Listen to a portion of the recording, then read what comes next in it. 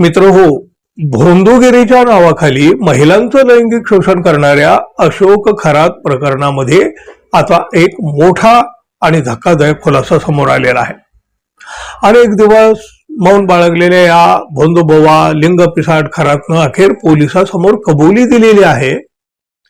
त्याचा या कबुलीमुळे या एकूण प्रकरणाला नवं वळण देखील मिळालेलं आहे. विशेष म्हणजे आपल्या कृत्याचं समर्थन करताना त्यानं या सगळ्या प्रकाराला विज्ञान आणि टॅलेंटचं लेबल लावण्याचा सुद्धा प्रयत्न केलेला आहे.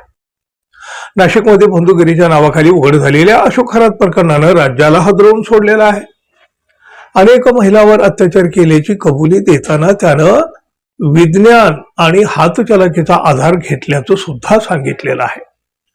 मात्र पश्चातापाचा लवलेश नसताना त्याचा माज मात्र कायम असल्याचं उघड झालं आहे. या धक्कादायक प्रकरणामुळे अंधश्रद्धा आणि फसवणुकीच्या बाबतीत गंभीर प्रश्न उपस्थित झालेले आहेत. पोलीस सूत्रांच्या माहितीनुसार कोठडीत असताना या खरातनं अनेक गंभीर खुलासे केलेले आहेत. महिलांना धमकावून, मानसिक दबाव निर्माण करून आणि हातचलाखीच्या माध्यमातून त्यांना आपल्या जाळ्यात ओढल्याची कबुली सुद्धा त्यानं दिली आहे. लोक ज्याला चमत्कार किंवा वशीकरण समजतात त्या गोष्टी प्रत्यक्षात हातचलाखी आणि मानसशास्त्राचा वापर करून केल्या जात असल्याचं सुद्धा या लिंग पिसाट अशोक खरात यानं मान्य केलंय. खरातनं पीडित महिलांवर वर्चस्व निर्माण करण्यासाठी त्यांचा मानसिकतेचा अभ्यास केला. त्यानंतर दैवी शक्ती असल्याचा आभास निर्माण करून त्यांना फसवलं. या प्रक्रियेमध्ये त्यांनी काही तथाकथित वैज्ञानिक ट्रिक्स वापरल्याचा दावा सुद्धा केला. मात्र या सर्व गोष्टीमागे कोणताही दैवी शक्ती नसते, केवळ फसवणूक आणि मनोवैज्ञानिक खेळ असल्याचं हेही त्याच्या कबुलीमध्ये स्पष्ट झालं.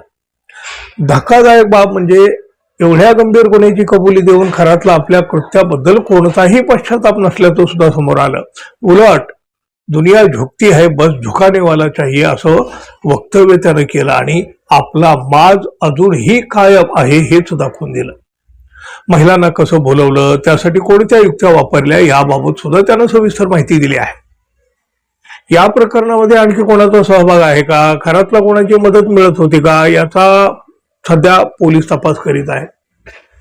या संपूर्ण प्रकरणाचा तपास अधिक सखोल करण्यासाठी विशेष तपास पथक अर्थात SIT आहे.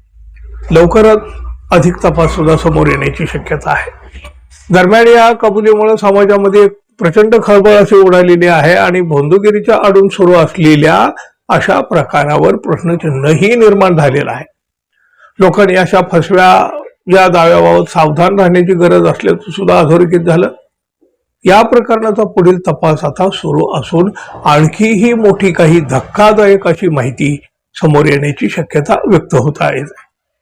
पाहूया आणखी काय काय समोर येते. मित्रांनो, धन्यवाद. पुन्हा भेटू. नमस्कार.